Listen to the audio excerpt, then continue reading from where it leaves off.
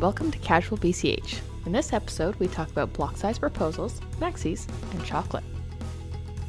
Yay, first try. Yep.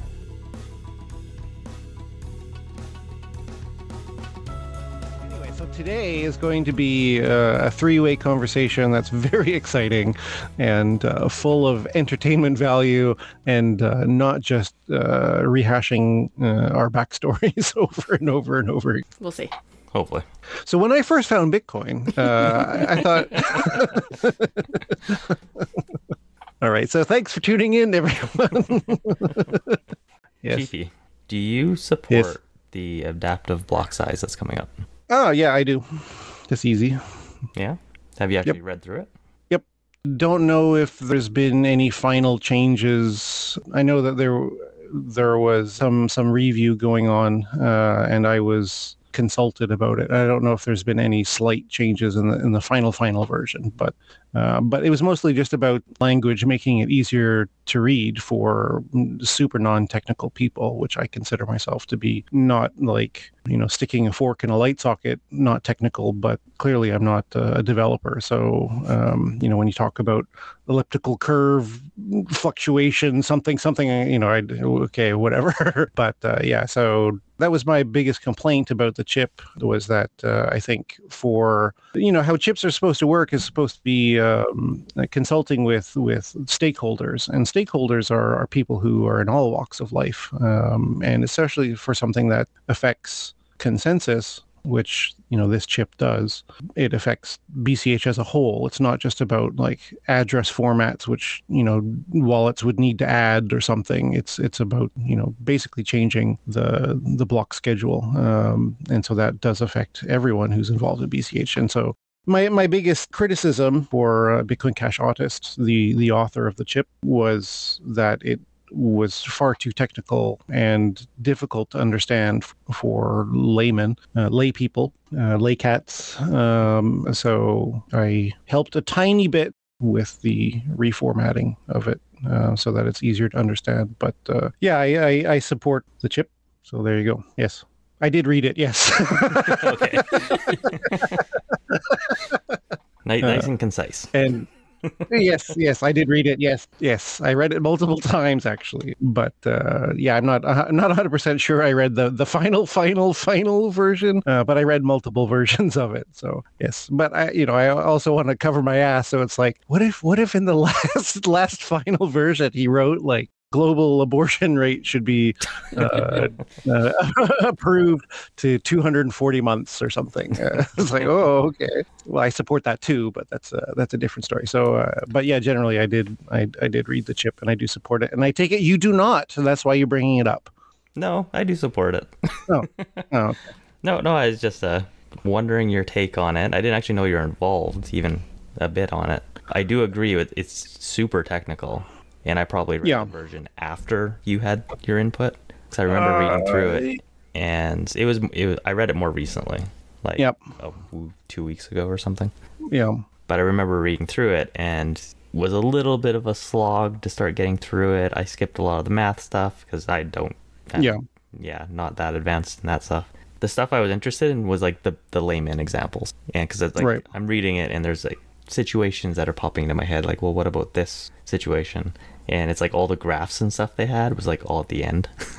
So it almost feels like they need to like take that and just kind of like morph it into the beginning. Start with like a basic example and then have all the technical details after. So credit given where credit is due. John Moriarty did most of the reformatting stuff. My involvement was basically just like, yeah, this is much better this way, and I think maybe like this. I think it's not really fair to say that I was involved, other than I said, this is better. John Moriarty did most of the retooling to make it understandable, but there's a few people involved. So there was a lot of argument online, on Reddit and other places, between parties who had different ideas about how it should work. I'm not smart enough to say that like, oh, well, this number would be better than this number because this number times n equals p squared or whatever, right? Like, sure. The basic important point for me is this really takes the issue of block size off the table forever. I mean, nothing is forever, and somebody could have a better idea in the future. But one of the big problems with, scaling is that people have different ideas about what should be done in the future. And so, like, if, for example, the 21 million limit wasn't etched in stone, then every hard fork it would come up again. It's like, well, maybe we should increase it to 25 million because, more blocks now or more block reward now would be better, But the limit is 21 million, and it's not really open for discussion. I mean, everything's open for discussion, but it's not really on the table as an issue. And I think going forward, that's exactly what's going to happen with the block size, because it's going to be adaptive. It's going to work with an algorithm to make sure that it's the happy middle always. And so without having to fight about that in the future, it just allows people to focus on issues that are more important. So I support it, yeah. Yeah, that was one of my biggest concerns with it, is what happens in, like, what the lag time is for the block size and how fast will the fees go up potentially. And because any sort of adaptive block size, you got to fully rely on that. And looking through it, it seemed like a lot of thought and consideration was put into all these different situations. And I think I totally agree that taking it out of the hands of, like, what should we put it to, and the fact that it is adaptive, and it's at the very least it's better than what we have. Right. So even if there's a little bit of a lag time, like, you can tweak it over time, but just having it better than, like, oh, we have 32 megabytes right now technically, and it's gonna fully stop there, and that's another brick wall of potential another BTC situation. It's better to just eliminate that possibility. Yeah, I agree 100%. There's already, people have vastly different ideas about, how block size should be decided and where, and et cetera, and any split inducing issue can be disastrous. And taking these off the table is going to be a huge improvement, in my opinion. Of course, anything is possible to change if there's enough support behind it. But I think there's not going to be a lot of appetite for let's 1 gigabyte, 1 terabyte blocks or whatever. It's not. If you, I don't want to spend too much time talking about other chains, but I think BCH is really the happy middle. BTC at 1 megabytes, you can just see what's going on there. It's just so obvious. There's 600,000 transactions backed up because people are not willing or able to pay a higher fee. And then you look at SV, that's got whatever gigabyte blocks. Nobody runs nodes anymore, and services don't support them anymore because it's too expensive and there's too much technical debt, and it just breaks all the time and pauses and fork, just chaos. And I'm to be fair, I'm happy that both of these systems exist, because they're great examples of what not to do. And BCH is really threading the needle of being realistic. And so, good job, guys. Good job, Bitcoin Cash Autist. You're a rock star. Yeah, it's a gigantic. I don't know. I think it might be like one of the last key pieces to potentially establish, like, long-term success. Because if you have that adaptive block size, that's like, what else is there that's a potential complete disaster besides, like, some random 0-day exploit? What would people be willing to fork over? I mean, technically, I can't see another issue. Socially, probably other things. Technically, I can't think of something else that would be as contentious, maybe than block frequency. But that's true. But that's already sort of established in Satoshi's very well reasoned system. I'm not sure if block frequency would have enough power or contention to cause a fork, though, because I don't really see any benefit out of getting it with the fact that BCH is so heavy on zero confirmation. Right. And I agree, but playing devil's advocate, the thing I hear all the time is I'm trying to send my money to an exchange and they want 12 confirmations and I want to gamble now, right? That's basically the argument that comes up all the time. You know, why won't BCH have faster blocks? You know, the answer to that question is, of course, well, the number of confirmations that a company decides is their own arbitrary decision. And even if we had 15-second blocks, they could increase it like SV accepting businesses did to 100 blocks or whatever for confirmation. So increasing the block time doesn't guarantee that your transaction is going to be accepted any faster. It's just a matter of education. Yeah. That's kind of a good example of why it might be a really good time to lock in the block size adaptive algorithm now for the block size, is because BCH is kind of small. And it's the same thing as BTC when it was really small and people were arguing that you should increase the block size before you need it. But it doesn't get locked at 1 megabyte.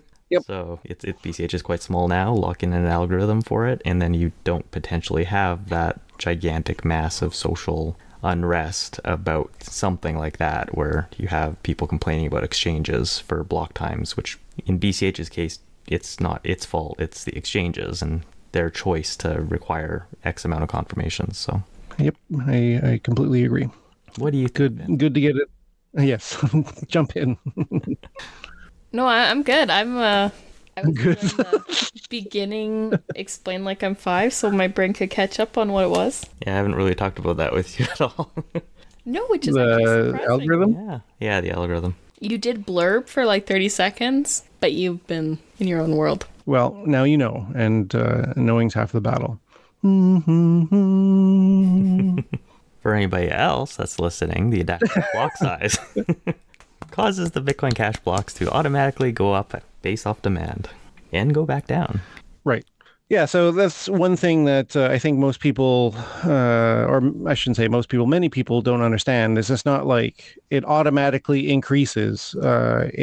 It's not one way. It can actually decrease as well. So it's, again, threading the needle is finding the optimal block size based on usage. And I don't remember the number of blocks exactly.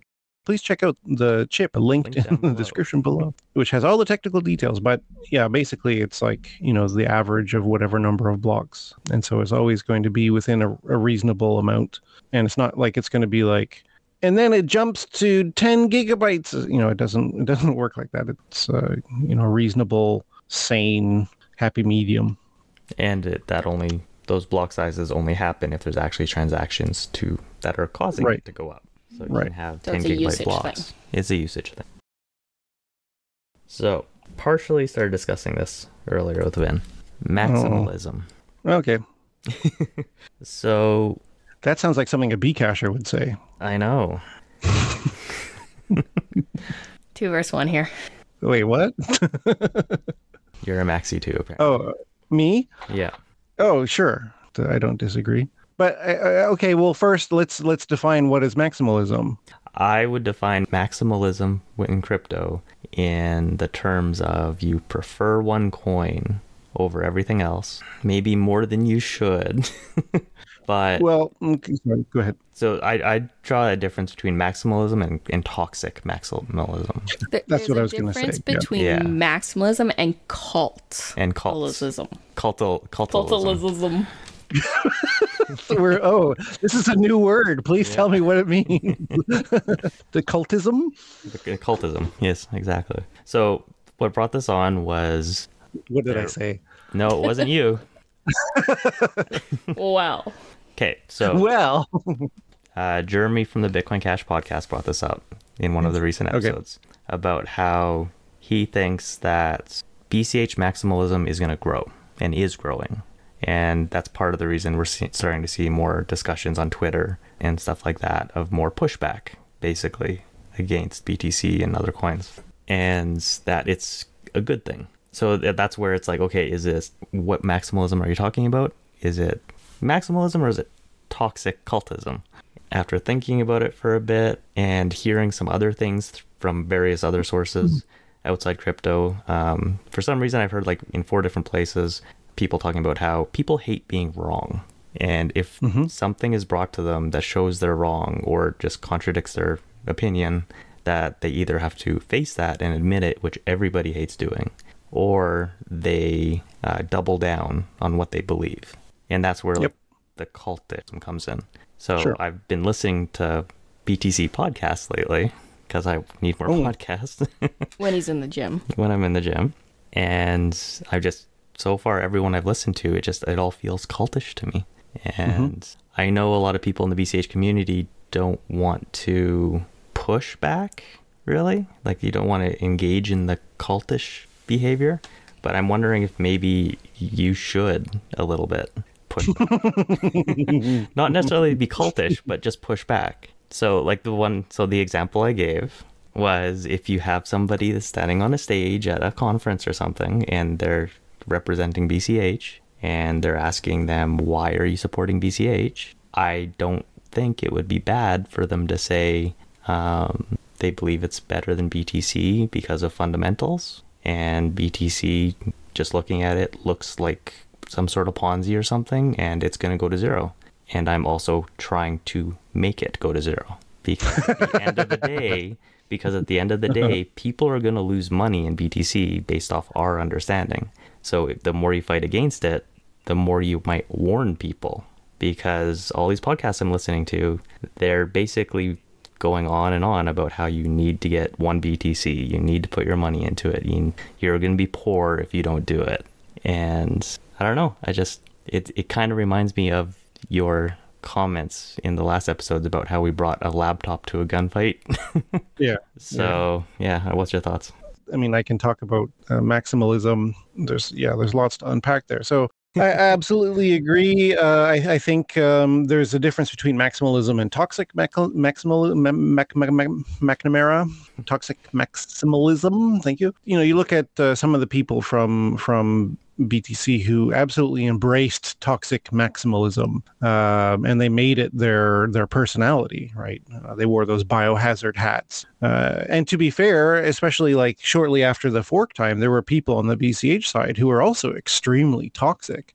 The fight became very personal. It became about getting dunks on each other and you know, trying to destroy one another, and was really gross. And I am certainly guilty of it myself to some degree, especially recently because, you know, BTC is having so many social issues, forgetting even technical issues, where, you know, so many people are now starting to say like, well, maybe the big blockers were right. It's like, yeah, all of these issues that we warned you about with Lightning being immovable, et cetera, is, you know, all stuff that we warned you about back then, and you guys didn't listen. And to be fair, there's been a number of former BTC maximalists, not toxic maximalists, and a few toxic maximalists as well, who've now come out and said, you know, we were wrong.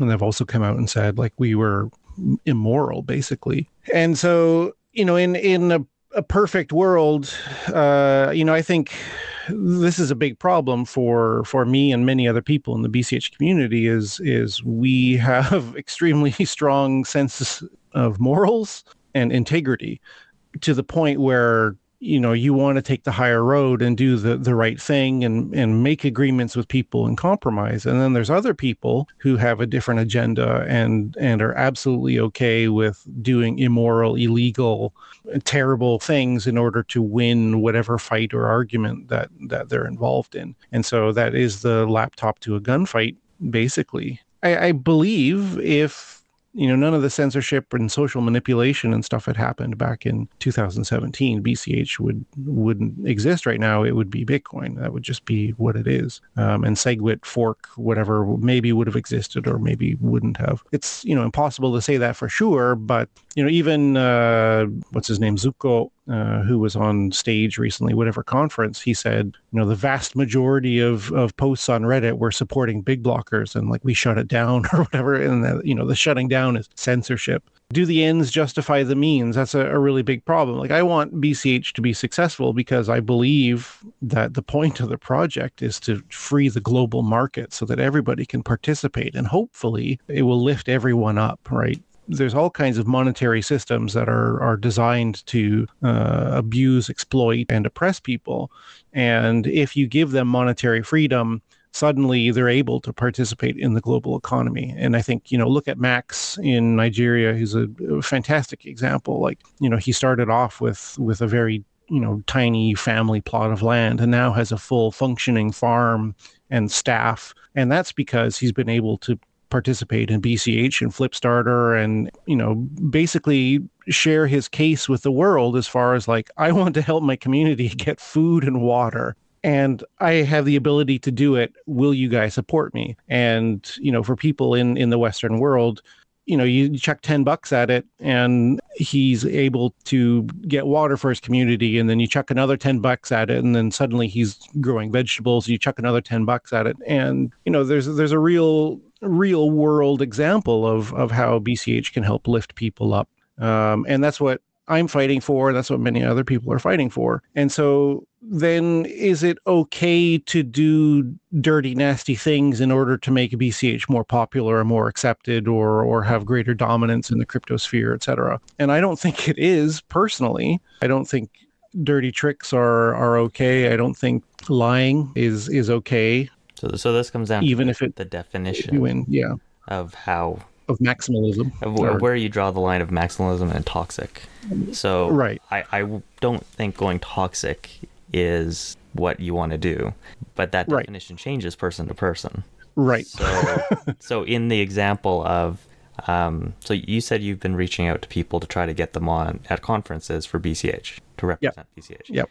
So if you got somebody on that said that was going to act that way, and it's not, so in the way of, I want BTC to go to zero, and I'm working on doing that because I'm supporting BCH.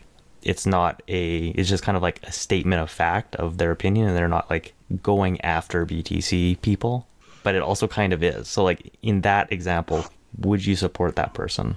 Really depends on the details of it. So if they're going up on stage and the point of their presentation is, I'm destroying BTC and here's why, then no, I wouldn't support them, because the point of the presentation that I would want to support, either financially or logistically or whatever else, would be about promoting BCH as what it's capable of doing and not tearing down other projects. So yes, obviously, heat death of the universe, BTC will go to zero. But before that, even if Tether collapses and Blockstream collapses or whatever, people will still be able to trade BTC. And so sure, it won't be worth $60,000, it won't be worth $20,000, it might not even be worth $20, but it won't be zero. It'll still be possible to trade, and people will still be able to make money trading it. It doesn't mean it's useful, but other than that, but it will still exist. That's technically true, but effectively it's zero at that point. If you look at it from today, just in terms of like world adoption, being like basically everybody in it now will have been completely destroyed if it went down to $20. So that's fair enough. That's where the attacking BTC, and it doesn't have to be BTC. You could say this against like the US dollar.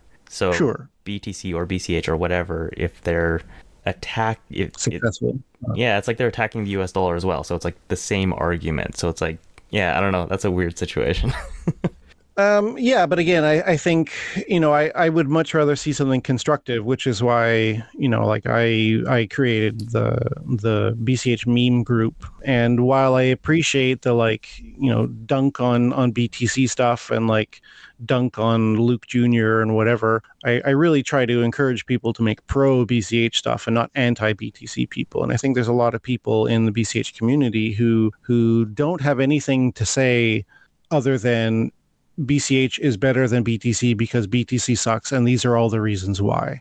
I can't help but think think of any competing products. If you just go out there and you don't talk anything about yourself and you only talk about how everything about your competition is garbage, then I don't have a positive feeling about you. I have a negative feeling about your competition, but that doesn't mean I'm going to support you. And what BCH really needs is people out there talking about all the things you can do with BCH and why it's great and all the things that you're not aware of. People aren't aware of cash tokens. People aren't aware of the block size algorithm. People aren't aware of Flipstarter. People aren't aware of all of these things. And we need awareness. The people who use BTC understand its limitations as far as fees and congestion, etc. But I don't think putting someone up on stage, if their speech starts with, that shock statement to pull people's attention in. I'm here today to tell you why BTC is going to zero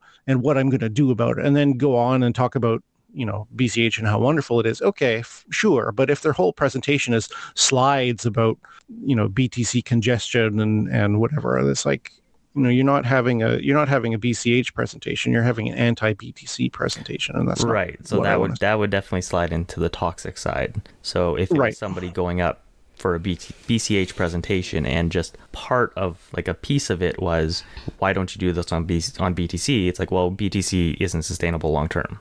From everything we see, it looks like it's going to go to zero. I personally don't hold any because I don't see it as a good investment, and it's just kind of like matter of fact like that, and then it moves on. So that type of stuff, I just feel like we shouldn't shy away from, and I feel like I don't think people BCH community does. I mean, we're not out there giving presentations anyway. That's true. If the big conference in Singapore is going on or just finished or whatever right now, there's no BCH presence whatsoever. There's no BCH projects presenting there. There's no BCH itself representation. Everybody's there finding the latest pump and dump token and don't even realize that BCH exists. So nobody's giving a presentation about how shitty BTC is because nobody's giving a presentation. So I think, number one, let's get people out there and talking, and two, let's then worry about the topic of their discussion. But so let's get people out there and talking, being maximalists to a degree, just skirting that line and not being toxic. Seems like a no-brainer to me, right? Obviously, somebody who's going to be going out and talking about BCH is somebody who's going to be deeply involved and supportive of BCH more than other coins. Like, obviously, I own, dust of a number of different coins, and I own a tiny bit of Ethereum, but I own vastly more BCH than anything else. You're not a maximalist because you have some Ethereum. You still have some CryptoKitties. You should get rid of them. I think that's silly. One, to be fair, there are things you can do with some cryptos that you cannot do with BCH yet. I owned Litecoin for a very, very, very brief moment because I needed to use an ATM and they only accepted Litecoin. So I side shifted some BCH to Litecoin and then used the ATM. How dare you? This was kind of my thought on it, is that BCH does seem to have quite a few maxis in it of its own. It's just they're not toxic. There's not many of them. Compared to BTC. Although that could just be because we have fewer people for now. Well, I think percentage, that's not even fair too, because people who talk on Twitter are not representative of the community. But I don't know about you guys, but I've been to a few, general crypto events. And when you talk to people there, very rarely will you find a BTC maxi. Like, these are especially not toxic maximalists. These are people who exist on Twitter who have 1 million followers or whatever. But even at that conference that had Peter Todd and Zuko and whatever up on stage, they asked the crowd, like, how many people have Ethereum? And it's like, so many people put up their hand. It's like the majority of people. And it also asked, like, how many people run a full node, and barely anybody raised their hand. The vast majority of people that I've talked to at general crypto meetups and whatever, they like whatever works for whatever their purpose is, and they like making money, and they don't care one way or the other. And that's fine. BCH should be about getting people to use BCH, not about getting people to become BCH maximalists, right? Mm-hmm. People generally don't use ICQ, and people generally don't use IRC, not because those protocols are not good, but because there are more convenient, better protocols for communication now.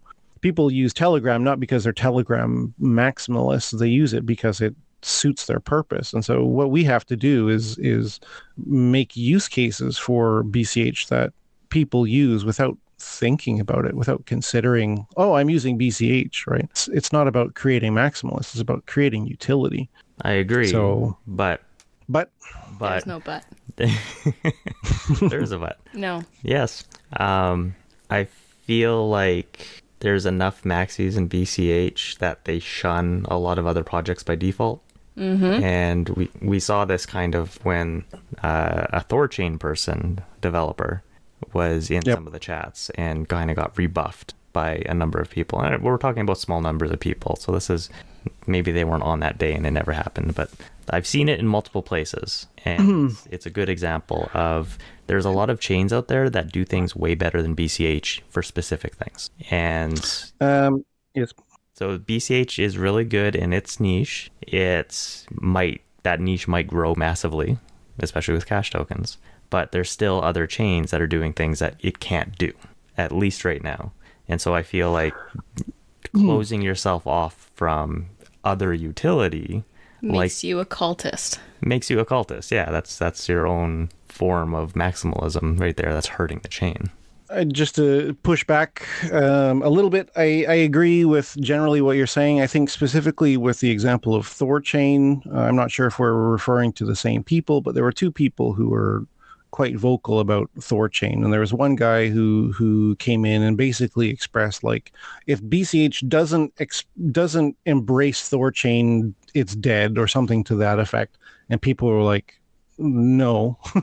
And he got really frustrated and he rage quit BCH channel. And then there was another guy who was the Thorchain, like, not developer, he's like communications guy, and they'd put out the statement that BCH transactions were paused because they found a flaw in BCH, which was not true. They found some, I don't remember the details now, but there was some technical problem on their end, but they blamed it on BCH.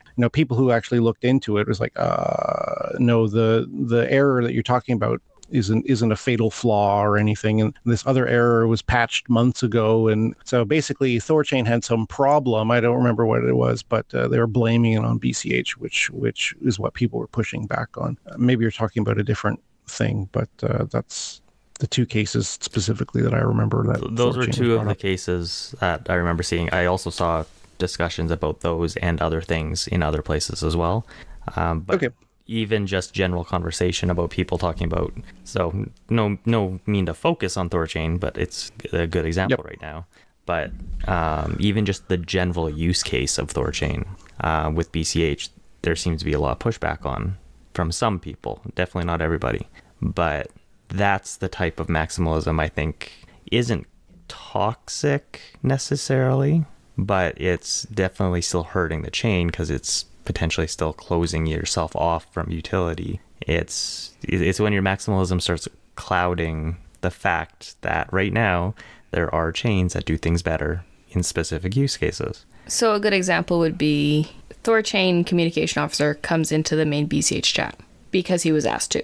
And like 3 people jumped on him purely because they hated Thorchain. And then back and forth conversations happen. It was like a couple hours worth. In the end, they were like, wow, we didn't know that about Thorchain. Cool, great. Sorry, I was a dick. They learned something new about Thorchain. Awesome, everybody's happy. Whatever. Is this something that actually happened? Or this is something that actually happened in BCH. Oh, okay. You can go back and read it all. No thanks, but okay. No, don't blame you. It was just they assumed certain things about Thorchain and they learned some new things. But they were being cultists in the sense of, no, I have BCH. I don't need your chain. And he was invited to come talk about Thorchain by someone and answer questions. And BCHers were like, get your shit out of here. And it's like, okay, well, what percentage of BCHers were like, get your shit and get out of here? This is a, kind of a bad example because these are small groups. Exactly. But it's something I've noticed in a couple different places with different people. And it's kind of ties into that maximalism discussion of like, what is good maximalism? And so I think that's leaning towards like the toxic, not necessarily attacking people, but like pushing them away because they don't want to deal with their technology because it potentially impinges that's a bad word, potentially infringes, there we go, on BCH in some way, even though it's something potential use cases BCH can't do. I agree. I think toxic maximalism is bad, but at the same time, there's going to be a certain number of people who are opposed to new ideas anywhere you go. So I don't think it's fair to characterize BCH as a single entity that's not receptive to new ideas when the vast majority of people are silent and a few toxic people are being toxic. And as a moderator, I've had private words with especially toxic people about their behavior, and also, of course, have removed especially toxic people as well, because while obviously you have to try and maintain focus of the group onto BCH stuff, at the same time, you can't have, get the fuck out of here, scammer, every single person who comes and talks about anything that isn't like, BCH is amazing. So, yeah, I agree. But at the same time, like, I don't think that it's fair to characterize the chain because there's a few toxic people. And I don't think that's the majority of people. No. So I guess then the question is, who are these toxic people and how do we publicly flog them? So my thing, yes, as a non-BCH Maxi, get out of here! Get out of here! You're done! Get out! Out! Which is why I said this would be 2v1. And he's gone. That's okay. This is 1v1. I have noticed a lot more pro-BCH stuff spreading in channels, cryptocurrency, basic, Reddit, Twitter, when I go on it, etc., etc. But I've also noticed a lot of BCH people go from friendly, positive, pro-BCH pushing to anti-other projects that are not BCH, which I think is a negative because BCH can't do everything. Like maybe it can eventually, but right now it isn't. And until it has those use cases, you're pushing away other useful projects. And users. And you're just harming your image. So my issue is I've been noticing a trend of BCH people going from friendly to... dicks. Well, I was going to say Maxi to culty, where they're trending into that almost toxic Maxi side because they're starting to become dicks about it. Which I understand because they're tired of the BTC crowd, but they're not just doing it against BTC now. Without knowing the specific example you're talking about, I can't, Well, I don't want to be too specific. It's a general because it's not just one. Well, yeah, but the details matter. So recently, somebody posted something on Twitter about. How BTC had dunked on all these other coins or whatever, but they left BCH out of the like 10 coins that they listed, even though BCH was like the number one gainer.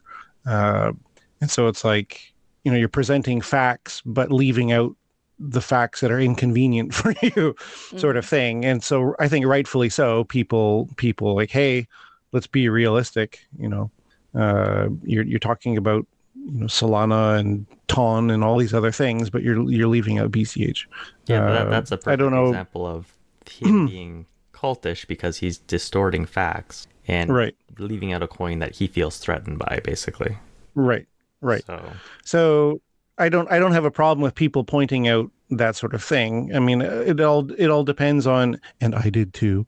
I think it all depends on how it's presented. If it's, hey, try and be honest, BCH is, number one or whatever. I think that's very different than Litecoin sucks. Yeah. So I think that circles back to my little example with the conference person. If they're presenting it just with facts and not malice, and that's where I think it's okay for them to state they're working against BTC.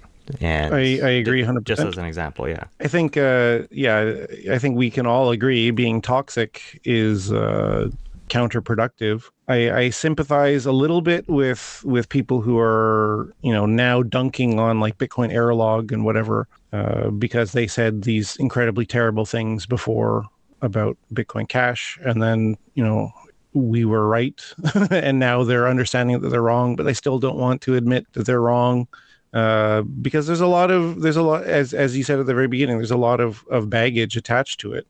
People specifically hate Roger, and so they'll forever hate Bitcoin Cash because of Roger, even though Roger's not super involved in BCH anymore. And I've also talked to many people who outright refused to give BCH a second thought once they heard that Craig Wright was involved in early days. And again, involved meaning supporter, not developer or anything. And so people still don't understand that Craig Wright has his own thing. So it's like, oh, well, fuck Bcash with fake Satoshi, right? That's an education problem, and I understand. Like, I absolutely won't support SV as long as Craig is in some kind of position of authority or power or leadership, who's, steering the project to confiscating coins and suing developers of other projects, et cetera, et cetera. Like, I can't support that for many reasons, even though on SV they do have some interesting projects that have been developed, and we could learn a thing or two from developments that have happened at SV. But I'm not going to buy any SV, and I'm not going to support SV in my store as long as Craig Wright is involved in that project. And that just comes down to morals. And I think for a lot of people who were around at the 2017 split, they have moral problems with BCH because of whatever issues they had at the time, whether they believe that Jihan was trying to take over Bitcoin, or right or wrong, whatever ideas they had at the time, they still hold on to now, and so it clouds their opinion. And I think there's a lot of probably people in Bitcoin Cash as well who have a lot of trauma from the split, and so they just can't get over how Bitcoin was taken over. And I feel the same. This project was supposed to be this amazing thing that was going to free the market for the world, and then somehow it got corrupted by this small group of people who had an idea to make it number go up only. So I'm gonna attempt to tie all this together and probably fail horribly, but we'll see. So I view Bitcoin from the economic sense mostly. And so what you said earlier with BCH being kind of like the good middle ground. So you have BSV on one side, you have BCH in the middle, and you have BTC on the other side in terms of block sizes and economic plans. And BCH is the many transactions to gain fees to make it sustainable. BTC, few transactions, high fees, somehow that makes it sustainable. Doesn't work with the game theory of Bitcoin. BSV, opposite side of let's scale up gigantically immediately, and with no economic pressure, like no economic usage to justify the scaling. But they believe that what's the word I'm looking for? They believe that enterprise level players will start using SV because they have the unlimited block size to use their chain for whatever their business could possibly imagine, including storing weather data and et cetera, et cetera. So that's their plan. That's their view, yeah. And I mean, yeah. I don't agree with it. Yeah, I don't either. We're going to see if that plays out, but I also don't think that it matches with the economic use long term, because there's way better ways to store all that data. So Bitcoin's trying to be gold, BSV's trying to be stone. And BCH is emerald, I guess. You're only picking that because it's green. Pretty much. Yeah.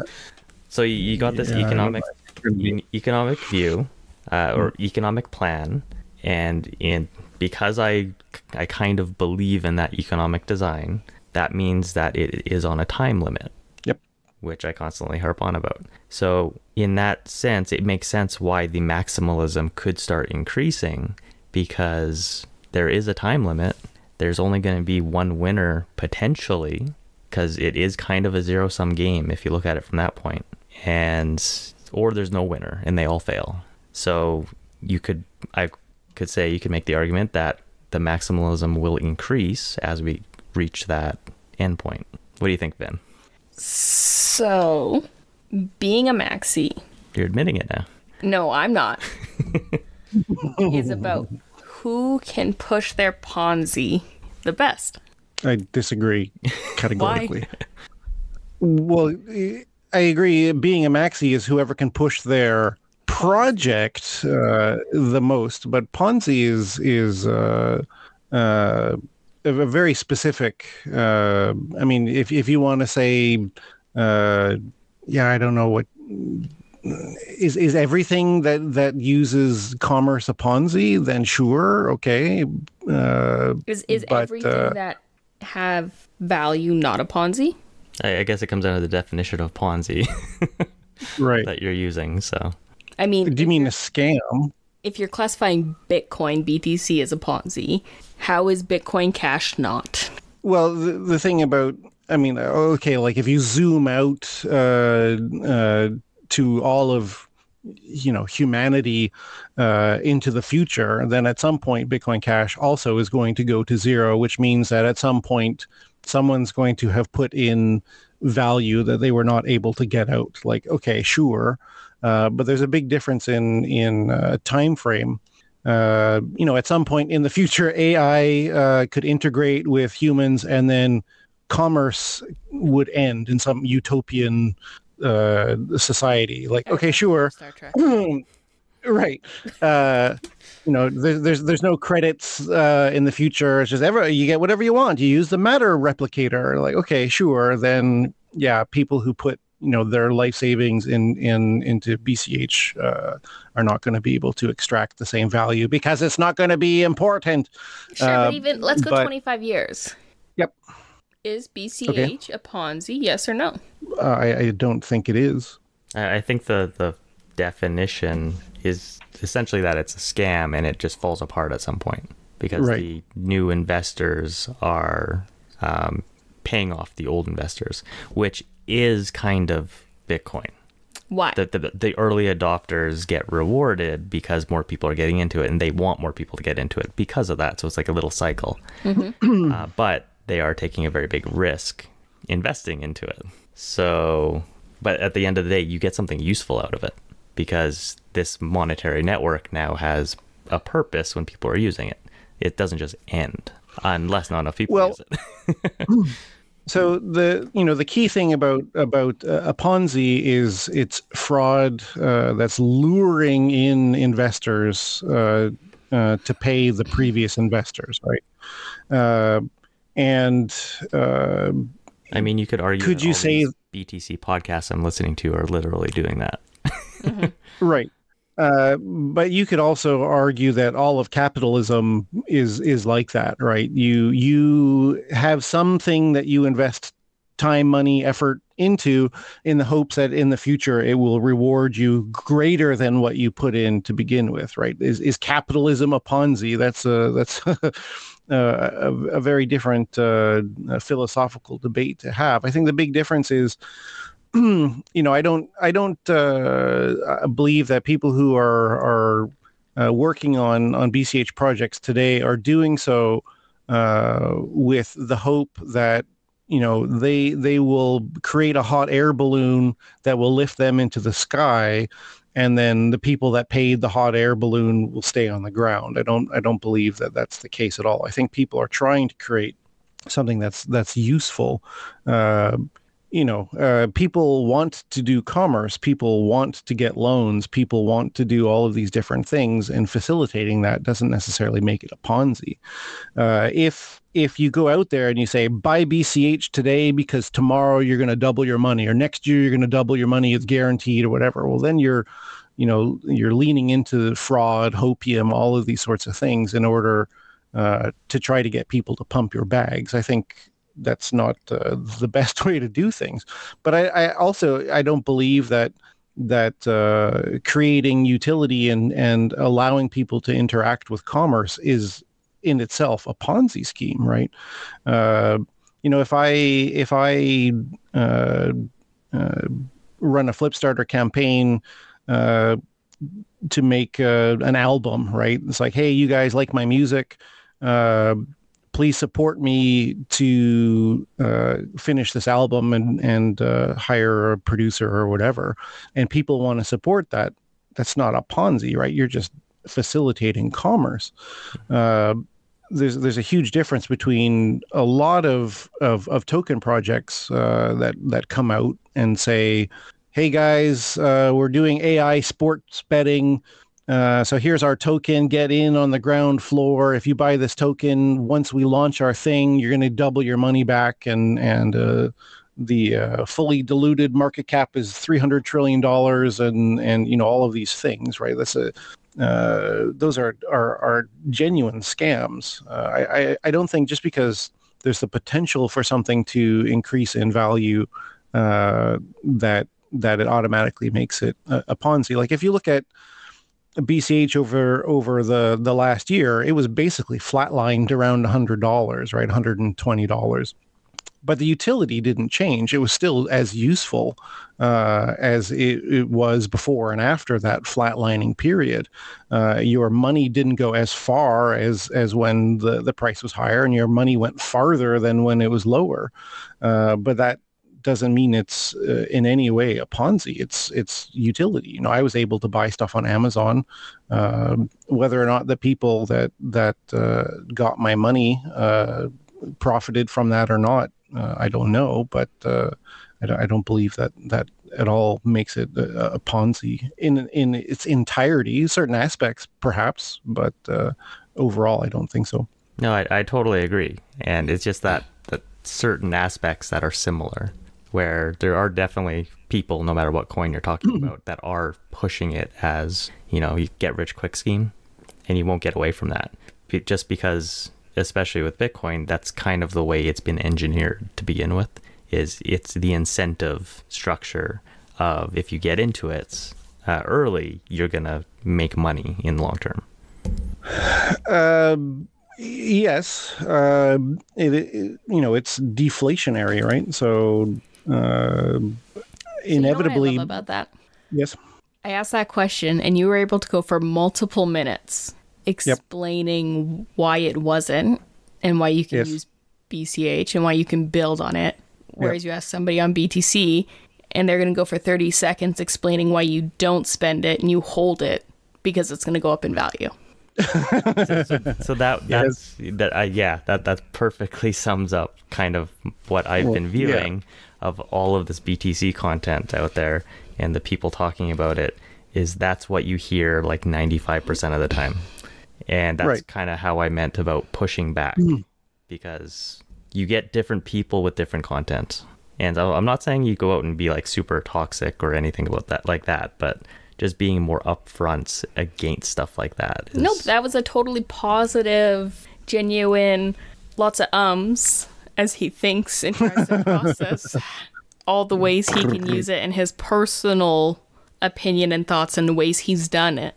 And his personal view, his personal experience. But you go through BTC, Bitcoin, you go on Twitter, you listen to some podcasts, and you hear the same few words about you hold it, how you have to get in because it's going to go to 50, 60, 100K by 2024, by 2030, 2030, not 2030. That's a long time. That's about how long they're going to be waiting. Year 3000, man. Yeah. $1 million. But you can't spend it. You'd use your credit card. That's their always constant argument. Right. And it's one of those slight annoying things where it's like, I'm not a BCH Maxi, but I'm anti-BTC. You don't have to be a BCH maximalist, right? You can use BCH and be happy to use it. It doesn't mean you have to think it's the only thing out there. I maximize my BCH time and effort. I don't spend a lot of time reading about other projects. There was somebody I interacted with recently who has participated in BCH stuff over the years. And I checked out his Twitter, and he's just all over the place. This chain and that chain, and this project and that NFT project, and buy this token and buy that token. And it's like, how do you have time to research all these projects? And I think the truth is like, you don't research them. You just hope that if you buy it, you'll get money, right? And the Ponzification of crypto is almost complete, right? Basically, every project is a scam. If you look at CoinMarketCap, there's I don't know how many thousands of projects now. The vast majority of them, their only real use case is being traded. And you could argue about the stock market as well. How many zombie companies are out there just because they create stock value for people without a legitimate real business. That's certainly true of capitalism in general. But I do think that there are projects out there that are trying to create some unique use, which is perhaps connected to monetary value, but has other use as well. I think Ethereum is a good example. They didn't set out to be world money, but it does have value. And how many, I don't know how many legitimate projects exist on Ethereum versus illegitimate projects, which are just pump and dumps. But you're certainly able to create stuff using Ethereum. It's useful to create stuff. Are people using it to create stuff? It's a different story, but it's certainly able to do so. I agree that the other projects are doing useful things, and I don't want to encourage, I guess, the thought or the behavior of just pushing things away. So, and the Thorchain was a good example. Yeah, it's a fine line, right? So for me, I absolutely focus on BCH stuff because I only have so much time in the day, and there's so many things that I need to do. And if other people want to use other things and they want to investigate them, then I'm glad that they're deciding to spend their time doing so. I think it would help BCH more if they didn't, but not everybody has to be a maximalist, right? But at the same time, I'm not going to dedicate, there's so many projects out there. I don't have time to look into the details of all of them. So when it comes to people who actually investigate some of these projects, and I'm not saying specifically Thorchain, but people have brought up various things over time, like, oh, you guys should check out blah blah blah blah blah, and then people who are incredibly competent coders with degrees in computer science, et cetera, have looked into the details of these things, and they've come back and they said, that's a scam. I'm going to trust their opinion because, one, I don't care enough to go and look at the thing myself, and two, even if I did, I'm not necessarily qualified to do so. Which means you're defaulting to some kind of authority, which is not necessarily the best thing to do. But when it comes to something that I'm not particularly interested in to begin with, I don't think it's necessarily bad to save myself the time and effort of investigating Mario 64 coin or whatever. Just because somebody said it was good or is has interesting whatever. Mario coin, how can it not be good? I think there's a difference between investing in coins versus ecosystem. For example, if you're just buying pump and dump coins to make money versus you're investing into something that's trying to be an ecosystem that's like, what's the internet one? ICP? With an H? We looked at it temporarily. And then it totally failed recently. I have no idea. There's Hedera Hashgraph. Anyway, you're not talking about Insane Clown Posse. Insane what? Insane Clown Posse, ICP. Oh. Internet computer. There's Ultra. Okay. Steam competitor. Trying to be something different. It's not just a coin. It's an ecosystem. There's the storage, internet. Oh, storage data. Yeah. Which would be like Filecoin. Filecoin. Yeah, there's all those things. They're not just Made safe. the next Cummy. Yeah. Yep. Not the next Dogecoin and et cetera, et cetera. So the data ones are actually a good example of ones where it's a good use case that BCH can't do. So, and people are not opposed to either. I mean, exactly. if you I think there's a huge difference between the file coin or whatever that actually has a use case and is unique and valuable, and any of these other fancy essentially pump and dump things. But again, who has the time to look into all of them? And we're guilty of it. I mean, as a community, people talk about, hey, check out this latest thing. It's like, we've heard so many stories about so many coins. It's a gut reaction or just your initial reaction is it's a scam, it's bullshit. And that, of course, that was my initial reaction to Bitcoin as well when I heard about it. And that requires the time and effort to look into it. And I'm not going to do it. Like I don't have the time to look into everything that everyone brings up all the time.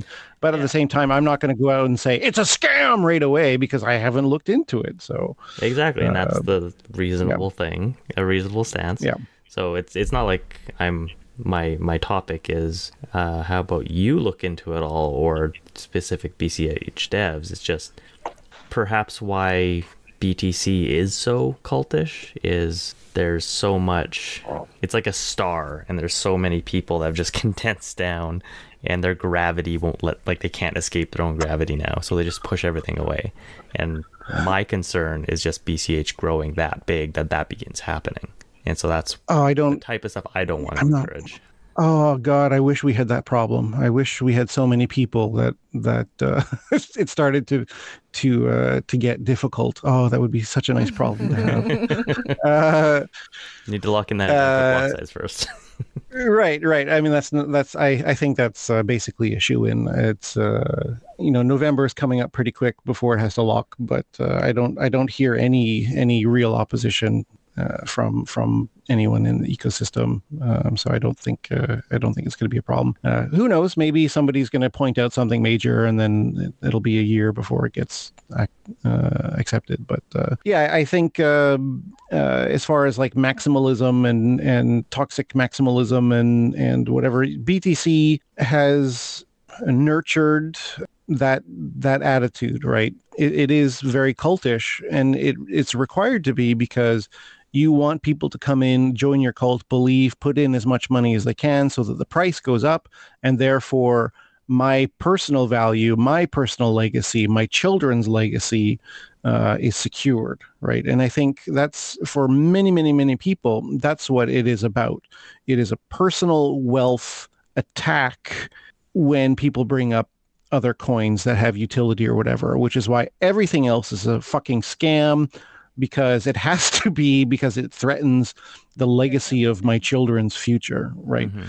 Yeah, that's exactly what's happening. And kind of going in with the whole, it's a zero-sum game where if BCH does grow big enough, and I think we're all in agreement that we kind of believe that is a likely scenario, hopefully.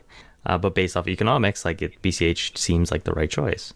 And all of those people at some point, or at least most of them, will be using BCH at some point.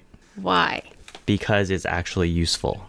BTC is not economically sustainable, so it will crash eventually. No, I get that. So those people are going to move to BCH, and they're going to be doing the exact same thing. Not necessarily. I mean, there are certainly toxic BTC maximalists who I've seen online who say, I would rather go to Ethereum or Monero or whatever than ever use BCH. And they will. But the majority of people long term are going to be in BCH if BCH works. So think like 30, 40, 50 years. Okay, so you're dream I guess they'll all be dead, so. I'll still be alive in my new robot body. Yeah, and that's the thing that I've harped on people about over and over again. Like, it would be great to have some of these competent Bitcoin and other project developers come and work on BCH stuff. And I think there are certainly people who are not maximalists who have no problem developing on multiple chains or switching back and forth or whatever, because they're not maximalists. They don't. It's like, oh, I like the tech. I want to try this, and cash token sounds great. I'm going to incorporate that into my wallet or whatever. And those are the people that we need to work on. The hardcore people like Samson Mao and Luke Jr. and whatever. If they never come over to BCH, that's fine, because there's another 7 billion people who can take their place and we don't need them.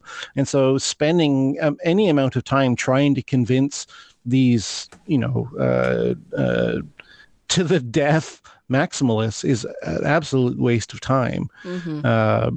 And I don't think anybody's really trying to. Like, I don't think anybody expects if they talk to Luke Jr. or Adam Back or any of these other like hardcore maximalists long enough, they'll eventually convince them to come over to BCH. I don't think anybody believes that. No, you'll never convince them. I consider them more like the cult leaders, and they're going down with the ship no matter what.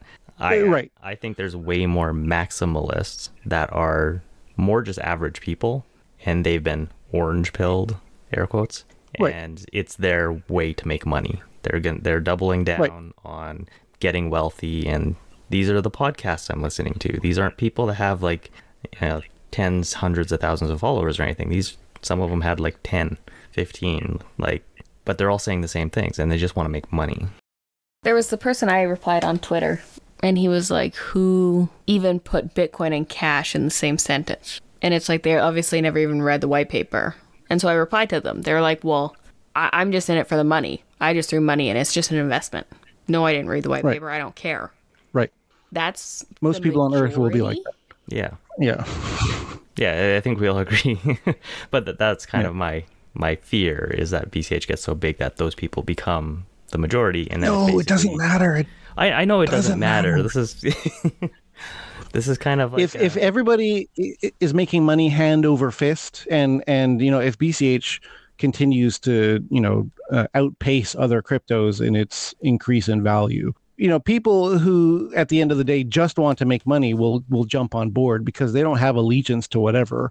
The second the next bull run happens and BCH outperforms BTC, assuming that is the case, right? There's going to be tons of people who flock over, not because they think BCH is better, but because they make more money doing so. And doesn't matter how much utility and all these other wonderful things that we're working 20 hours a day or whatever to try and make happen. It doesn't matter any of that stuff in the minds of certain people if the value of BCH starts to rocket. And so if people, when I first got into Bitcoin, the price had jumped from 30 cents to $5 or something. I'm not going to lie. Like, that was pretty enticing, right? What's going on here? That's what? This unlike anything I'd ever heard before. And Satoshi absolutely factored greed into the creation of Bitcoin. Mm-hmm. And so getting people on board who want to make money is not a bad thing. Giving them a seat at the table for the direction of the future of the project, however, is. It's the same as I don't want to go too far off topic, but there's been various acquisitions recently in the music gear space, and what some companies used to create this amazing hardware for creating music, but in the last couple of years, they've been releasing junk because they were bought out by some other company, and the only thing they care about now is short-term profits. And that's basically what happened with Bitcoin as well. There were people who wanted to make new money for the world and have all of this utility, smart contracts online, your mortgage online, tokens, all of these things on chain. And then the group of people who were like, but I want short-term profits, took over. That's basically, what happened. Not going into any of the perhaps nefarious things with whatever happened in the dark and closed rooms. Talking about people, right? The people that wanted short-term profits took over the narrative, and they also to some degree, got the ability to steer the ship. And so, yes, I think having those people on BCH, using BCH and being happy that they're getting rich doing so would be wonderful and fantastic. But at the same time, I don't think anyone who spins up a node should be able to decide the future of the project. And thankfully, we have the chip process, and I don't think that's a scenario that we have to worry about. Although in the future that could change, because a lot of the people following the chip process might not. Like, at the end of the day, it's still kind of dependent on a group of people to follow it. If it grew so big that people just started ignoring it, then contention could grow. Well, of course. So another reason why the adaptive block size would be really nice. Soon. Sure. You know, the point of the chip process is to, reach consensus among stakeholders. And of course, rich people are also stakeholders. People who have a lot of skin in the game are certainly stakeholders. And the future of Bitcoin, the project, is not etched in stone on any chain. BCH very well could in the future be taken over by the vast majority of people being only interested in short-term profits. That is a scenario that is possible in the infinite universes of the future. But hopefully that's unlikely if people who get into BCH are in it for reasons beyond just short-term profits. But, the current culture and the current humans, it's all social, right? Humans, all splits are social in nature because people couldn't agree on something. And so, sure, in the future, sane people could disappear, that only insane people could be involved in the project, and they take it in a different direction. Sure. I hope not, but sure. Eventually, I think it would just be a case of whack-a-mole. So if I'm kind of more on the side of it's more likely that there are people out there that don't want BTC, not BTC, well, BTC too. There are people that don't want Bitcoin to succeed, and they took steps to try to make that happen. And if BCH does succeed, then the attention will just switch to that, and potentially they try to co-opt it again. And if they do, then yeah, same thing. Social issue, it'll just split again, and it'll just kind of be like history repeating itself into the future. I don't think splits are a bad thing. That's how Bitcoin survives, and that's how it was designed to survive. Is Satoshi very, very clearly set out that Bitcoin upgrades through hard forks, basically. And there's an infinite number of splits for people, assuming that you have different ideas about what's the best way forward. Those splits won't necessarily survive. Hopefully, we can get enough groundswell that BCH becomes so successful that there's no point in co-opting it. It's like piracy, right? When Netflix started, it was the only game in town where you could pay a low monthly subscription fee and basically see any content you could possibly imagine. And so piracy dropped like a stone, because the system that existed was better than piracy. And while Netflix was number one, people were happy to pay the subscription fee because you don't have to set up a seed box on some server in some other country and then tunnel your VPS to your own system so that the FBI can't find you, or whatever, right?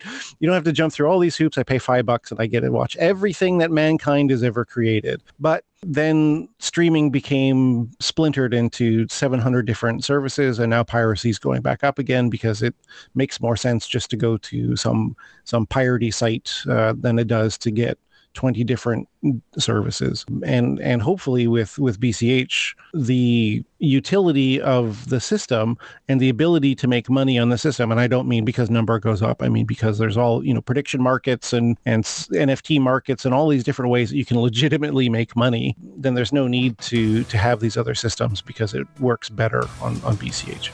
I completely agree. Hey, there we go. Welcome to the Agree Show. Yeah.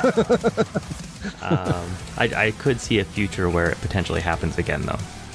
And sure, it's like you said, it's the design, it's how it's built. So I don't know. It's going to be interesting to see how it goes. I am Bitcoin, I'm not nervous. I'm the tech that changes what society is. I am money, I create freedom, and I'm limited, so I know what my worth is. I don't ask how high the fee is. Got an open, verifiable blockchain. Hashes and transactions I find in my process. I verify what I'm handed, I trust what's commanded. But under the surface, I feel berserk like a keyboard warrior that's suddenly wordless. Under the surface, was Satoshi ever like, yo, I don't wanna fight big banks. Under the surface, I'm pretty sure I'm worthless if I can be of service. A bug or a hack, a line in the stack that breaks the camel's back. What breaks the camel's back? It's both of the fees that'll never stop. Whoa. Users that'll leave till we just go bump. Whoa. Give it to BCH, their blocks got bigger, and all we got was this damn ticker. Who am I if I can't scale with the bull? If I fall to payments that are slow, and they just won't go. Whoa. Fees that'll grow till it's ready to blow. Whoa. Give it to Satoshi, blockchain is stronger. See the users throw away the dollar. Who am I if I can't verify it at all? If I falter under the surface, I hide my nerves and it worsens. I worry a central chain will hurt us. Under the surface, the miners will leave. They need fees, lighting will kill this. Under the surface, I think about the white paper. Can we somehow preserve it? Line up Maxi's yo, electronic gold blows. Who can try to stop it tumbling, but on it goes. But wait, if I could scale to support the whole world's transactions, would that free some room up for more developmentation or simple uses? Instead we measure this growing blockchain. Keeps growing, keep going, 'cause all we see is rising of the fees that'll never stop. Whoa. Users that'll leave till we just go pop. Whoa. BCH has been the original purpose. See why it can sustain all the miners' income. Watch as Satoshi's design bends but never breaks. No mistakes, just fees that are low and sustainable. Whoa. Blocks that can grow, 'cause we're ready to go. Whoa. Come to Bitcoin Cash and never wonder when Blockstream's gonna pull you under. What's the point if not world currency? Low fees, big blocks, no mistakes, no pressure. Chocolate brownies are delicious. No. Oh, no, they're not? Reese's are delicious. Hey, gotta get me some Reese's. Not those terrible Hershey ones. God. Sometimes I haven't had one of those for a long time. For those of you in the audience, I'm in Japan. Reese's peanut butter is not really a popular thing here in general, and so anything with peanut butter in it's pretty rare. And if you've had the blessing in your life of eating a Reese's peanut butter cup, they're not sponsoring this, by the way. Not yet. But not yet. Yes, goals. Yes. Thanks to our sponsor, Reese's, but not the dirty Hershey's one. You know, there's anyway. Forget it. Please edit all this out. Reese's peanut butter cup are good. I could go on for a long time. Yeah. Sorry. Cut that out.